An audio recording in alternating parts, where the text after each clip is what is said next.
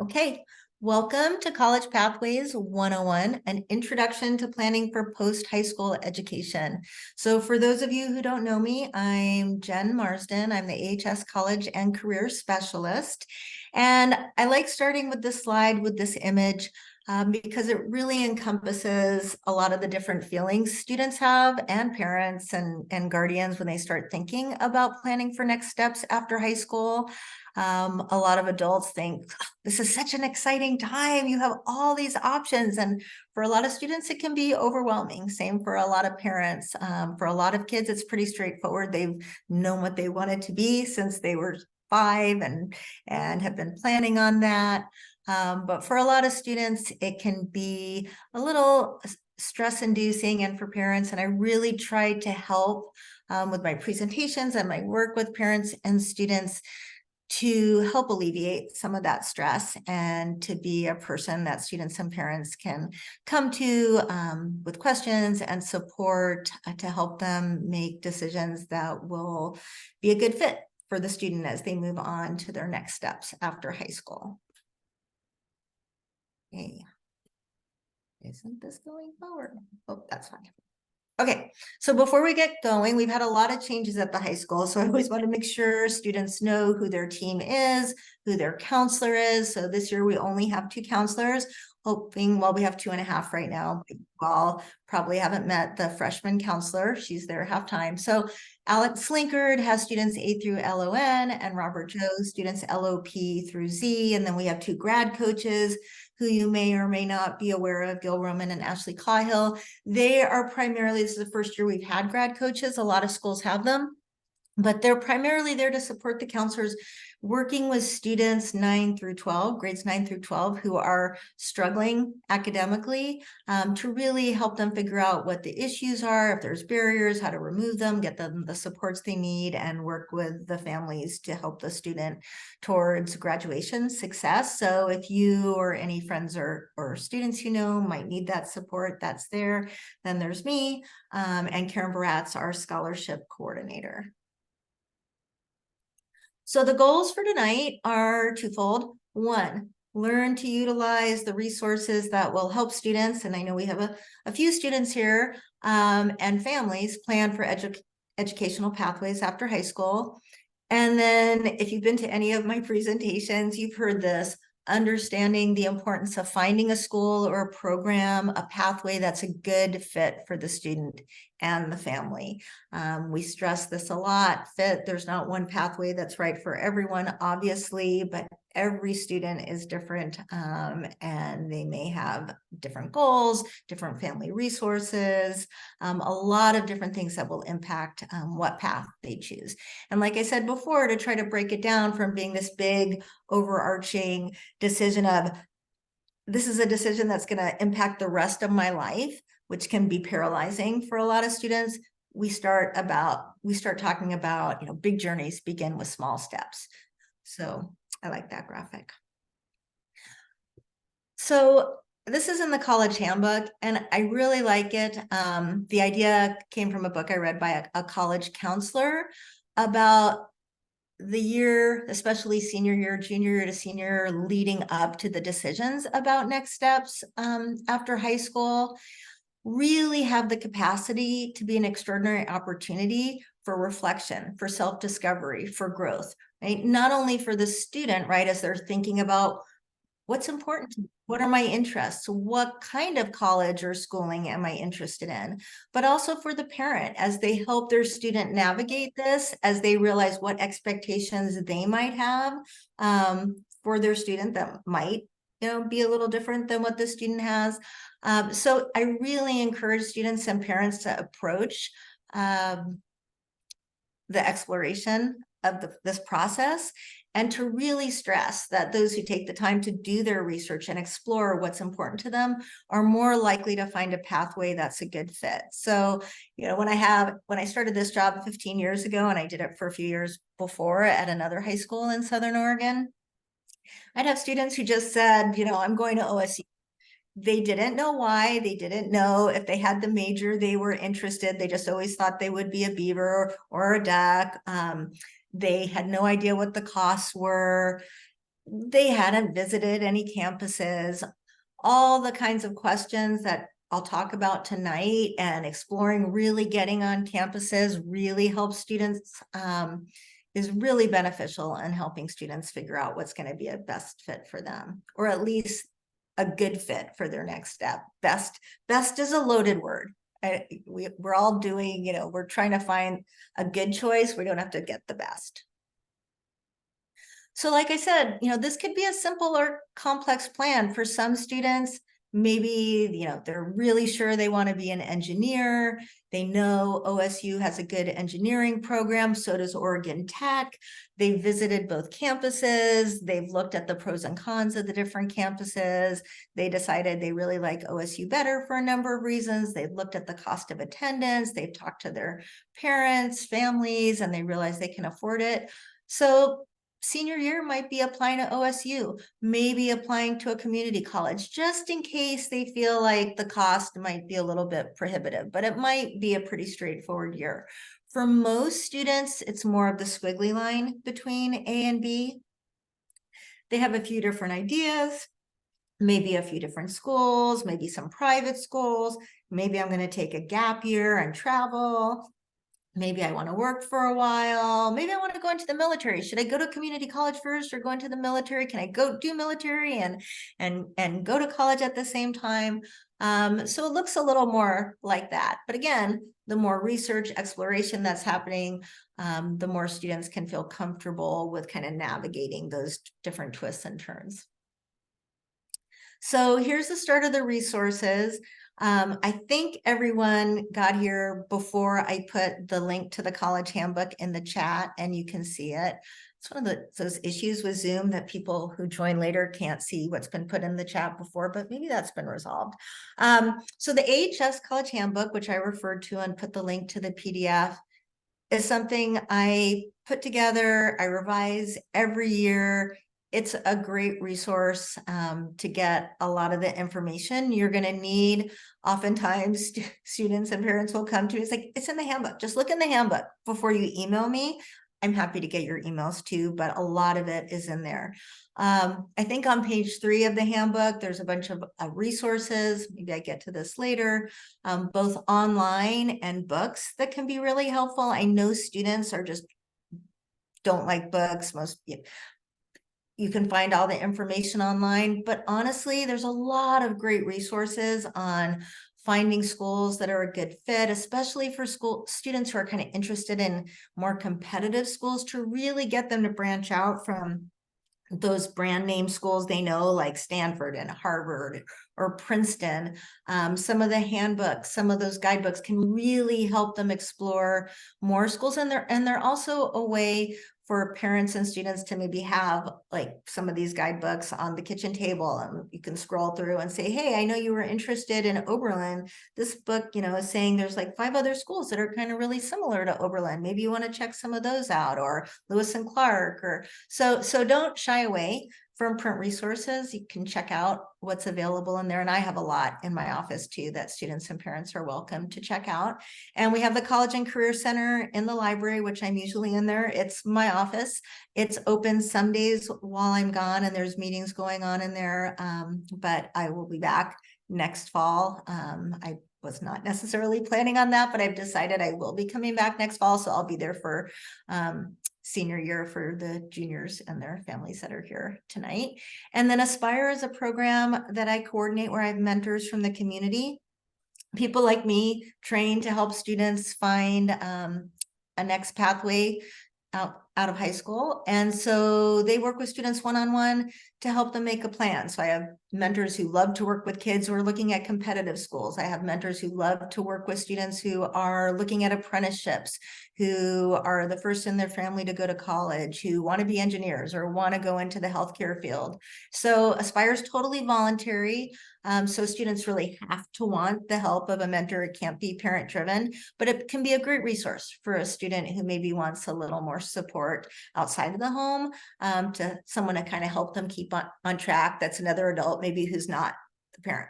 So can be a great resource. And then senior year, all our seniors have a college and career readiness class. That's what it was called. The last few years, this year it was called CAPS, the senior capstone class, because they also did their senior capstone project in there. But your students, our students, I know I keep forgetting, I've got some students here. We'll get lots of support in college and career readiness, where they'll have the opportunity to learn about how to apply to colleges. They'll work on scholarship applications. They'll work on financial aid applications. I go in to the class and give presentations and take them through the process for all of that. So I think it's really useful for most students. Some students feel like they don't need it. But honestly, it's kind of nice to have a space for it for most students. And then also in the fall, and actually I have a number of colleges, and I'll show you those at the end. In the fall, a lot of colleges will come and visit the campus and admission reps. And so that's a great way for students to learn about different colleges, even ones they might not have thought of. I really encourage students to come to those just to learn what colleges have to offer. Often the reps won't have gone to the school they're from, and you can ask them, so what college did you go to? And then you can learn about that college too. They have some of them are really personable. They're in college admissions and they go out to promote the college. So they can, a lot of kids really find it interesting to hear their views on colleges and to find out about things colleges have to offer that they might not have known about. Like, oh, they have radio stations. I could be on a radio station, work at a radio station, or, oh, there's a school where all the freshmen read the same book, or there's no grades, or, so, kids don't know what they don't know. And by going to some of these college visits, they can learn more about the different options in colleges. So like I said, on the first page of the college handbook, there's a junior checklist. Second page is a senior checklist. Again, not everything on there is going to apply to everyone, but give some good guidelines.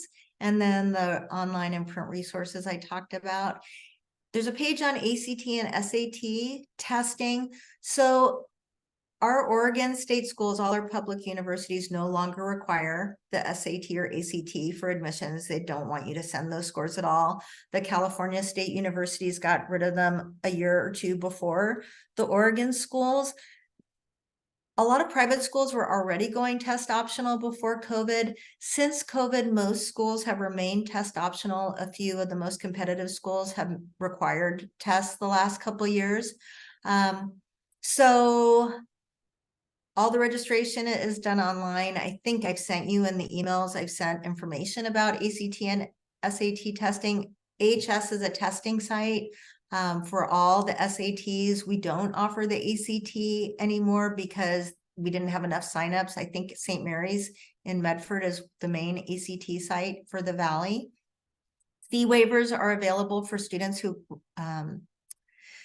who qualify for free and reduced lunch. So this is really important for juniors to hear. I really stress this with seniors at the beginning of the year, but I've run into seniors and parents late in the year who never signed up for free and reduced lunch at the high school level because their kid didn't want to eat lunch on campus.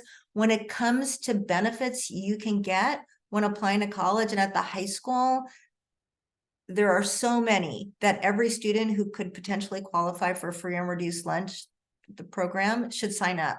You can take the SAT and ACT for free. You can apply to colleges for free. When students sign up for dual credit classes at SOU, instead of paying $200 a class, it's $50 a class. You can get a yearbook for free. You can go to dances for free. So I've really been encouraging our administration to put that in the Grisogram and in registration materials, as this is a benefit that any family who thinks they might qualify should sign up for.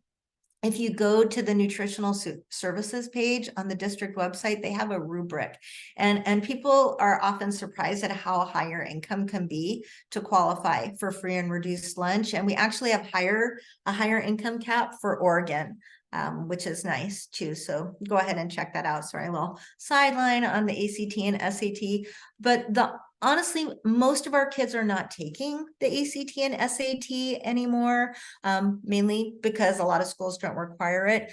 The only students I really encourage to take those tests are students who are applying to really competitive schools who feel like they can do well on the tests and their scores will look good to those schools. The other is students whose GPAs might not really be where they should be because maybe they didn't take school seriously enough certain years. They want to apply to colleges where the GPA of the average student who gets in is higher. If they can take the SAT or ACT and do well on one of those tests, that could show the college that, hey, I really am ready for college material. I just, wasn't ready to get those good grades in high school. I mean, we do have we have lots of excellent students, but a surprising number of, say, tag kids who like to take AP Gov and AP classes and love the conversation, but aren't so concerned about their grade.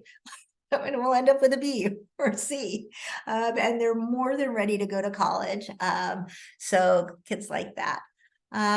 So this slide is about finding an educational pathway that's a good fit. And in the college handbook, there's a section called the college search, which breaks down some of the things I've been talking about, what kids should be asking themselves when they're putting together a list of schools or programs that might be of interest to them. So academics, of course, is important. When I have a kid who's dreamed of going to U of O and being a duck, but they want to be an engineer, that's a problem. And the sooner they find out, the better, because U of O does not have real engineering programs. They keep saying they're going to add them, but they don't really have robust engineering programs like OSU and OIT and PSU.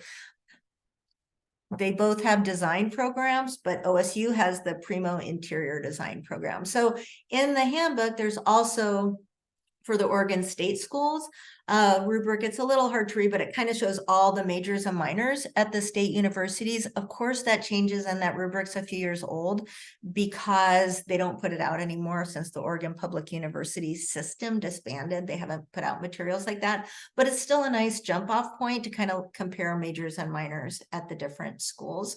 Size is another big one for kids. Like some students are like, I went to a relatively small high school. They don't know what a really small high school is. I want to go to a big state school. I want to go to a big rah-rah university, or I want to go to a small liberal arts school. But until they really get on some campuses of that size, or I want to go, to an urban location. I've lived in this kind of rural town for a long time. They really don't know. And they can look at a school online. Like I've had kids look at University of Puget Sound or Redlands or Occidental and think it's like the perfect fit for them, or Reed or Lewis and Clark. And then they go and visit and they're like, oh, no, this is not the school for me. And it could be for a variety of reasons. And then you have another kid that goes to that school and it's the perfect school for them. Case in point, I had a senior last year who was trying to decide between U of O and OSU, and it was April, and they have to make the decision by May. And she was trying to decide without visiting because it was going to cost too much to go and do the tours and drive up there and get a hotel. And we got her some funds to go and do that. And she came back and she's like, I can't believe I was going to make that decision without visiting. It was so clearly for me OSU when I got on the campus. And I had another student who was exactly the opposite, went to visit, and it was so clearly U of O.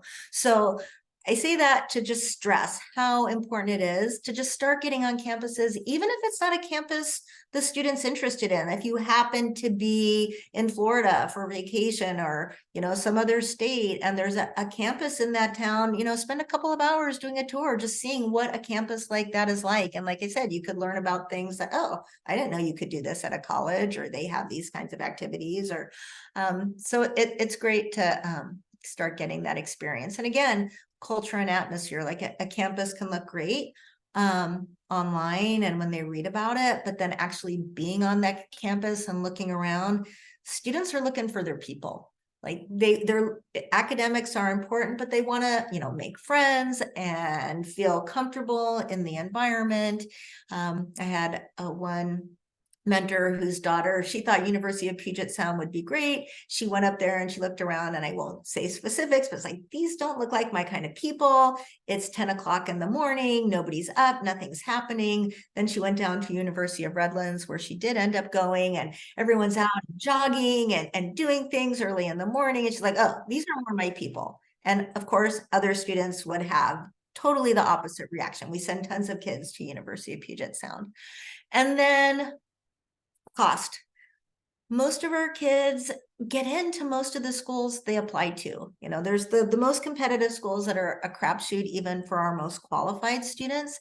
But what it comes down to for a lot of our students and their families is cost and what's a good financial fit for families. And during the Obama administration, it became law that all colleges have to have on their website what's called a net price calculator.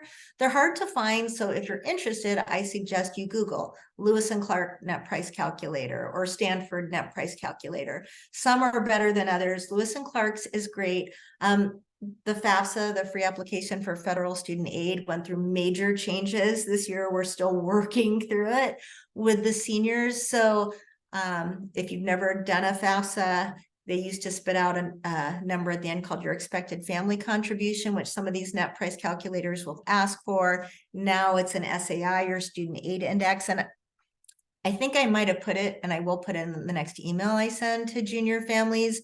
There's a federal student aid estimator that you can use to really quickly get an idea of what your student's SAI will be. And that could be really useful in these net price calculators because then you don't have to enter your income and assets and things. And again, you could, you know, do the net price calculator for Lewis and Clark, and based on your student's GPA and your estimated SAI, they could spit something out. So if they say you get a $20,000 presidential scholarship, and this or that, but it looks like it's going to cost $40,000 a year, that's good information to have. Your student might still get one of those 5 scholarships they give every year that covers all the tuition and fees, but it's good for you to have that information to tell your student, like, hey, you know, we know Lewis and Clark is a great school and you love it, but you know, if it ends up being $40,000 a year, you know, U of O, if you get the Apex scholarship or this, you know, that might make more financial sense for our family. But honestly, a lot of the private schools can give really, really great aid and bring their costs down for middle income families who don't qualify for the federal Pell Grant to sometimes about equal to or less than some of the state schools. And I talk a lot more about that at the Financial Aid 101. So again, it used to be when you're creating your list of schools or programs you want to apply to, it used to be about, you know, your reach and safety schools in terms of academics. But for students, it could be their reach or safety school in terms of sports. I have a lot of students whose dream is to play their sport in college, and they might not be D1, but they want to play D1. So they might be looking at a D1 school, but they might also be looking at D2, D3, NAIA. Same with musicians. Maybe their dream is to go to Juilliard or theater. They want to go to the Tisch School. They might apply to those schools, but they're super competitive. So they also need to be looking at schools that have programs that interest them, but that they'll also get into. And again, like I said, and this is really an area where parents can help, parents and guardians, is looking at financial reaches and financial safeties. And I tell this to parents, this is so you don't have to be the dream killers in the spring. Because when I started this job at Ashland High School, parents would say, I just want my kid to apply everywhere they want to apply and we'll figure it out. Well, the reality is most parents have an idea of how much their family can afford to contribute to the college education, or the grandparents or whoever is saying that. And one of my first meetings with seniors, I will say to them, how many of you have had a conversation with your parents, your families about how much they can contribute to your education after high school each year? And more kids have had that conversation. I tell them, if your parents support you in your, you know, college dreams and they can't contribute anything, that's totally fine. That's probably the majority of our students. But they need to know, is it 2,000? Is it 5,000? Would you maybe be willing to take out a loan? I realized one aspect I was missing were these kids who were told by their grandparents or an aunt or uncle, don't worry, I have you covered. And I said, that's great. You go back to them and you say, thank you so much. I'm so glad you believe in me and have saved for me to go to college. But when you say have me covered, do you, I'm not quite sure what you mean. And I need to know as I'm trying to figure out what school is going to be a good fit for me. Like, do you mean $40,000 a year? Lewis and Clark have me covered, or do you mean $20,000 a year? And the reality is, most parents who have saved or grandparents who have saved often haven't saved enough for like $50,000 a year. Maybe 30, maybe 20. I have some kids who are very lucky and their families have those resources, but it's a really good conversation to have. And on page 17 of the handbook is a cost of attendance page, which is really helpful. It gives the cost of attendance for all the schools in Oregon. So a lot of parents don't realize that our state universities are over $35,000 a year now. So that's including tuition and fees and housing, room and board, personal expenses. That is really expensive and really not reasonable for the majority of families. So, I have kids who are interested in the UC schools, Berkeley, UCLA, out of state. Those schools are over $70,000 a year. So unless a kid is in a situation where they have parents who are absolutely just willing, or grandparents, to pay those kind of funds, or their parents are divorced and they have a parent who lives in California, most of our kids do not end up going to the UCs. So that's just something to start thinking about, because I don't want any of you parents or guardians out there who have to be the dream killers. Okay, so took a lot of time with that. So I'm going to go through quickly some of this, and later on in the spring, I'm going to do a whole night on community colleges, an info session like this, and a whole night on the four-year universities where I'll go into more detail. So this is just a general overview, but a lot of our students go to community college. We have a great community college system in Oregon, 17 of them. Some of them are very college campus-like Central Oregon Community College in Bend. They have dorms. Lane Community College is beautiful in Eugene. Portland Community College has several campuses. So a lot of students feel like, I'm not college material because I didn't do well in high school, I can't go to college. That's absolutely not true. They have no minimum GPA requirements, no ACT, SAT scores required, lower tuition costs, which is a reason a lot of our students will end up starting at a community college. But others will start at a community college because they offer career pathways that are not offered at the four-year. And there's a whole section on that in the college handbook, which is a little hard to read, but I put it in there just to give students and parents a taste of what's available at community colleges that is not available at 4 years. And also the community colleges offer the option to start for the first 2 years, get done with all your general education requirements, which most four-year universities have. They want you to be well-versed in different subject areas and the humanities and the sciences and the social sciences. So you can finish that up at a community college and then transfer to a four-year school and finish up your major and minor requirements there. So we have a lot of students who do that. And then our state also has what's called the Oregon Promise Grant, which I think started about 5 years ago. I'm kind of losing track now, but the intent is to make community college affordable for all high school grads. You just need a 2.0 GPA to be eligible and to graduate from an Oregon high school and to start community college within 6 months of graduation. There is no income cap for that grant. So most grants, like the federal Pell Grant, the Oregon Opportunity Grant, are need-based. The Oregon Promise, it doesn't matter if your family makes $100,000 a year or $1 million a year. All of our students the last number of years have gotten over $4,000 to attend a community college if they've filled out the Oregon Promise application, which takes about 2 seconds, and applied to a community college. So that, if you looked at the cost of attendance page, the cost of attendance at a community college, depending how many credits you take and what field you're in, is about $6,000 a year. So that $4,200 covers the majority of community college tuition, which is huge for a lot of families. So like I said, there are a lot of pathways, career pathways at community colleges that 4 years don't offer. Electronics, automotive technology, culinary arts, dental hygiene. The student interested in mortuary science this year who's going up to Mount Hood Community College to pursue that. I learned Mount Hood Community College has a whole video game design program. Well, I knew they had that because it's popular with our students, but now they offer it completely online. You can do a 2-year degree in that online. So some of our students will go to a community college and pursue one of these kind of CTE pathways, becoming an EMT, going into firefighting, and be ready to hit the ground running in their career. Others might pursue one of these pathways while also doing a 2-year associate transfer degree, so they can be out working in the field, say doing dental hygiene, being a physical therapy assistant, while they're going to get their 4-year degree and then move on in the field. So lots of great opportunities at community colleges.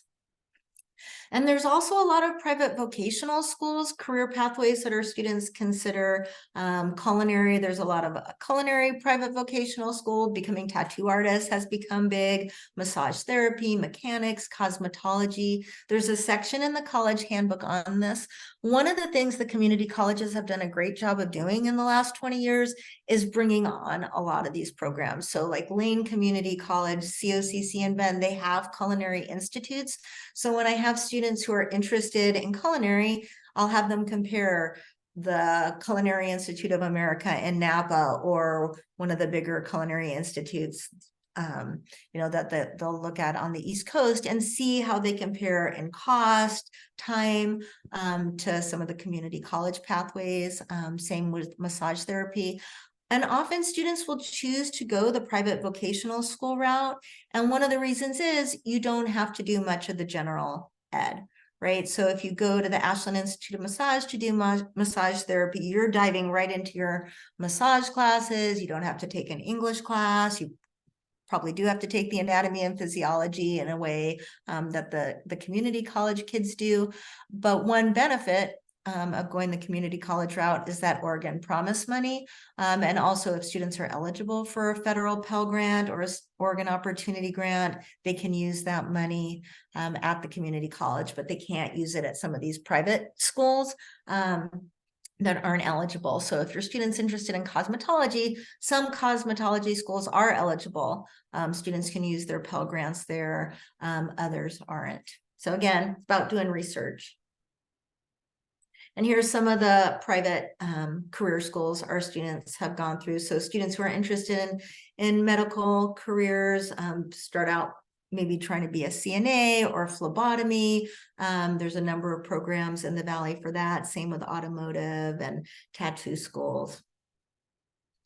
And then we also have students who have started looking at apprenticeship programs, which is great. We finally have a pre-apprenticeship program at the high school. We started it last year. So for those of you who don't know, apprenticeship programs are a combination of classroom learning and workplace learning. So it's primarily apprenticeships are in professions that you consider like the classic trades, like becoming an electrician or a plumber or going into HVAC. So if you have students who are interested in this, our pre-apprenticeship class is a great way to explore this pathway and start to get some of the initial certifications for going into these fields. And students can get into the pre-apprenticeship class junior or senior year.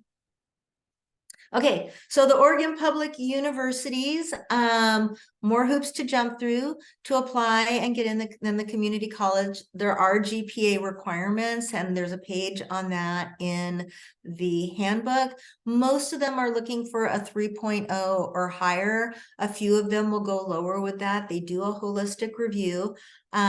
Some of them, like U of O, their big grant, the Pathway Grant for students who have financial need to get that full tuition and fees at U of O, you also need to have a 3.4 GPA. It used to go down to a 3.0. They want to see a C- or better in all the students' core classes, their English, their math, their science. They'd like to see 2 years of a language. If a student got a D one term, that's not the end of the world. They could potentially go to a 4-year school. They want to see 3 years of a C- or better in math and science. So I would suggest to those students, take a 4th year of math or science, even if you don't need to graduate from Ashland High School, because if you want to go to U of O, they want to see 3 years with a C- or better. I already talked about the majors and minors. And if you were here when we were discussing that earlier, the OSU and U of O tours, all of our state universities have honors colleges or honors program, which is a great way for students who are interested in that to get the smaller liberal arts school kind of experience within the larger state university. Often the honors colleges have their own dorms, they have special seminars, trips, all sorts of things that a lot of our students really gravitate towards and really have good experiences in the honors colleges. There's also students who are more than capable to go into an honors college, and they choose for various reasons to not do that at a school, maybe because of their major and certain requirements of the honors college, but definitely something you want to check out if your student is interested in that, and to be aware of deadlines. So I've had students this spring say, yeah, I'm working on my U of O application. Like, well, the deadline was January 15th, or I mean, these are hard deadlines for most of these schools. Some of our state schools, a lot of them used to have what's called rolling admissions after the priority deadline. You'll see it on their website. You always want to hit the priority deadline for the state schools, because the fine print for the rolling admissions is that if you don't apply by the priority deadline, they're not going to guarantee that you will get the automatic merit aid scholarship that you would have gotten, or the pathway grant based on need, if you don't apply by the priority deadline. And our students would usually get in during rolling admissions, but a few years ago, OSU had so many students apply and start to accept early that I had a student who decided it was April that he wanted to apply to OSU because he wanted to play baseball at Lynn Benton, which is the local community college there. So he wanted to dual enroll, and they said he couldn't apply. It was too late, and we had to pull a lot of strings to kind of get him through the door there. But so deadlines are important. The Western Undergraduate Exchange is a really great way for our students to potentially go out of state to a public university and not pay the exorbitant out of state prices, like I mentioned about the UCs in California. So the Western Undergraduate Exchange encompasses 14 states. You can see in the handbook, or you could just Google Western Undergraduate Exchange, which schools participate. This is a few of them. And so instead of paying 4 times out of state tuition, like if a student from New York wanted to go to Northern Arizona University or Western Washington University, they'd have to pay 4 times in state. Our students, it's 1.5 in state. So some of the schools, like the California state universities, they guarantee if you get in, you get the WUI rate. Other schools, it's competitive, like Western Washington University. So not all schools guarantee the WUI rate. So I always have kids, if they're interested in a WUI school, Google the name of that school and WUI, and you'll get a lot of information. Like some schools you actually have to apply for the WUI. I think the Montana State Schools started doing that a few years ago. It's a separate application. Other schools just see you're from a WUI state and automatically put you in that pool. Another thing to remember is that not all majors are eligible for the WUI. Like I had a student who really wanted to go to Arizona State. She went and visited, she loved it. It's a WUI school, but most of the popular majors are not WUI eligible, and she was so disappointed. And she ended up at U of O, but she loves it and is having a great experience. But again, research really pays off to avoid those kind of pitfalls. And like I mentioned, the California schools, so the California public universities, there's 2 systems, unlike Oregon. So the University of California system and the California State system. Like I said, none of the UCs participate in the WUI program except UC Merced, which is a newer UC, and they're still trying to attract students. But a lot of the California state universities do. One thing to think about is they have a different requirement. An additional requirement than our Oregon state schools is they want students to have 2 semesters of the visual or performing arts. And so they want those in the same genre. So 2 visual arts classes like Art 1 and drawing and painting, or 2 theater classes, or 2 music classes. So if a student's dream is to go to a state school in California and they don't have those and they're a junior or sophomore, they still have time to do that. Or if you're wondering, does this count? Because like graphic design classes will count, woodworking doesn't count, fiber arts doesn't count. Those are considered crafts. It's kind of, being a student from out of state, it's a little much of a guessing game because they don't, they don't look at our classes and declare them eligible. We kind of have to look at what's eligible in California high schools and what they'll consider. Again, I never want a student to apply and not get in and then be told it was because they didn't have the VPA requirement. So that's something to talk about, or have them reach out to me if they're interested or have questions about that. Okay, and then of course there's thousands of private colleges and universities, and I really try to get through all this in an hour, but we started a little late, so I might go a little bit over. So there's a section in the handbook on the Oregon private colleges. Again, more than the state universities, there's a little more work to the application process.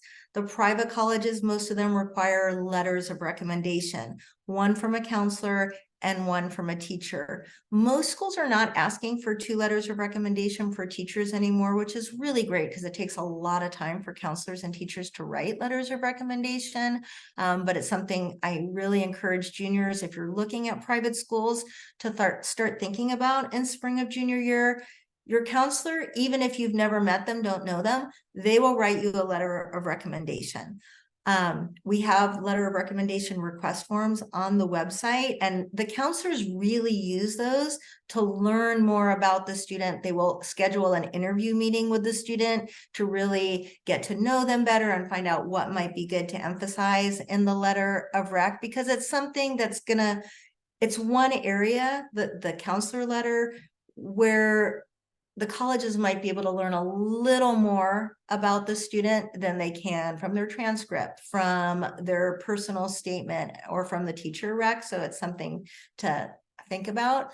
For teachers, a lot of our teachers, especially some of the most popular ones, get a lot of requests for letters of recommendation. So I encourage juniors to think about it. Maybe in May, if they have a teacher they really know they want to write them a letter of rec, they can ask them before the end of school. And then the teacher will tell them, yes, of course, I'd be happy to write a letter of rec for you. Just, email me your recommendation request form over the summer, or wait until September. I don't do any of this over the summer, just so the student knows, like, okay, phew, I've got that done, and I don't have to be scrambling to get it done in the fall. Most private schools are on what's called the Common App. It's the Common Application, but they don't call it that anymore. Now it's just the Common App, just like SAT is just SAT. It doesn't really stand for anything anymore. But so students can go to one big application, do all the general information on there, do their personal statement essay, and then they can choose the schools they want to apply to through Common App. So it really is helpful if you're applying to private schools. A lot of the state schools the last few years have gotten on Common App, like Oregon State and U of O, but I really make it clear to students that they should not use the Common App unless they're applying to private schools that require it. So if they're applying to OSU and U of O, they should just apply to OSU and U of O through the school's websites. Common App just takes so much more time. You have to get the recs. There's other things to upload. But if students are applying to private schools, then they can do that for their state schools. And I'll go into this all in way more detail during the four-year college night. And so the application process, it's helpful to get organized, really look at admissions requirements and deadlines and when they're going to need your transcripts. And like I said, there's sections on Common App, letters of rec, activity charts, all of that in the handbook. Another thing to think about, some schools have what's called, instead of applying regular decision, you can apply early in November. Some of the schools, I think Stanford was October 15th. They might have moved back to November 1st, but the point of applying early decision or early action is you're really interested in a school, and you want to get your application in early when the pool is smaller. Early action, there's no con necessarily to doing that, because if you apply, the pro is they let you know by winter break if you've gotten in. Early action, though, if you've gotten in, isn't binding. It means you can apply to other schools. You have till May 1st, like with all your other schools, to accept. The early decision process is considered binding. So you get to apply to one school, early decision. And if you get in, they expect you to attend there. They have you sign a form, they have parents sign a form with the counselor, that you know that you're entering this agreement with them. It's very old fashioned and has been questioned in the legal system, but it still exists. A lot of schools have moved away from it, but because it's a much smaller pool of students applying, it's a little bit higher percentage of students who get in. So some students who really they know it's their dream school, they've done the net price calculator, they know their families can afford it. Often the early decision schools are the schools with the huge endowments that really meet financial need, or are called no loan, where they look at your family's expected family contribution or student aid index, and then they offer you everything else. Like Stanford, if your family makes under $125,000 a year, they cover everything. If your family makes under $200,000 a year, they cover tuition and fees. So it's an amazing opportunity for students who can go to those schools because they can really afford to give great financial aid packages. And of course, they're great schools. But some schools, actually, like the University of Puget Sound, which I mentioned, they just decided last year that they are going to meet financial need, which isn't their normal policy for students who apply early decision. So the last couple of years, I've had a number of athletes who were really interested in competing at University of Puget Sound decide they were going to go early decision, and they've gotten great financial aid packages, and they're there pursuing their sports, they're swimming or playing basketball. So I like to get that out for families who maybe have students who are looking at athletics. And then financial aid, this is just a little snapshot. I'm going to go into it. I think it's April 11th will be the financial aid 101. So financial aid encompasses everything from grants and scholarships, the free money, to loans. That's also considered financial aid. And there's a whole section on that in the handbook. All financial aid revolves around the FAFSA, the free application for federal student aid. The FAFSA that are seniors next year, so juniors who are here and junior parents this year, will be the 2025-26 FAFSA. So that means it's for students who will start college in the fall of 2025. And it won't open until October 1st. Hopefully it will open October 1st. That's usually when the FAFSAs open. This year it didn't open until the last day of December because the whole new FAFSA redesign platform that's been such a pain this year, but hopefully by next year they'll have it all figured out and it will open October 1st. But one thing students and parents do beforehand is they get what's called the FSA ID. Parents who have been in school recently will already have their own FSA ID. It's your electronic signature. I have students do that in class. Like I said, I take students through this process, so there's no need for you to worry about any of it now. Our Oregon Opportunity Grant is our state's version of the Pell Grant, and it can go up to $7,000. The Pell Grant also goes over $7,000 now. So for students who have real financial need, they can get most of their tuition and fees covered at our state universities through their Pell and Oregon Opportunity Grants. And again, the Oregon Promise, like I said, for students who have no financial need, that's been $4,200 a year. For students who have the most financial need, it's $2,000. And that's because if they get the full Pell Grant of $7,000 and they get the full Oregon Opportunity Grant for community college, that would be another $4,000. And then they get $2,000 of the Oregon Promise. We have a lot of kids getting over $13,000 in federal and state grants to go to a community college. And they do that, and they know that tuition for these kids is really only going to be around $6,000 to $7,000. And over the course of the year, the students get that money back directly into their bank accounts to use for whatever they need. So they can use it to buy their books, they can use it to buy a computer, they can use it to pay their car insurance. They do this, or their housing if they're not living at home. They do this because they know that students who work full-time are less likely to be successful in college. So they really want kids to not work more than 20 hours a week and to have the cushion from those extra funds to be able to focus on school. So it really works out well for a lot of our students. Some will just save it for when they transfer to a 4-year, or some will use it for housing. It's the difference that allows them to go to a school like COCC in Bend or Lane in Eugene, because with that extra money, they can help pay for their housing, and kind of have that going away experience while going to a community college. And then the CSS profile is another financial aid application that some of the private schools use on top of the FAFSA that asks for a lot more information than the FAFSA does. So for example, for the FAFSA, if parents are divorced or separated, it only asks for financial information from one of the parents' households. So the other parent is kind of not in the picture. And by household, it means if that parent has remarried, that's used on the FAFSA, the step parent's income is on there too. The CSS profile, and I use this as an example because it's the main difference between the FAFSA and the CSS profile, is if parents are divorced or separated, it wants to know financial information for both households. And then scholarships are another big part of financial aid, and there's a whole scholarship section in the handbook, and I'll go into this more at the financial aid night, but we spend a lot of time on this in the CCR class in the fall, or I take kids through writing their personal statements for scholarships. Their teachers will help them with that. They get support and editing, and then actually working on the scholarship applications and their activity charts. And then here's the upcoming info sessions. Wow, I got it in before 6:30. So the Financial Aid 101, I don't think I've sent out the dates of all of these to you yet. I will. I was waiting till after this. It's going to come up April 11th, April 25th, the 4-year colleges and universities, and then the community college pathways. And I also will talk about apprenticeships and professional trade schools.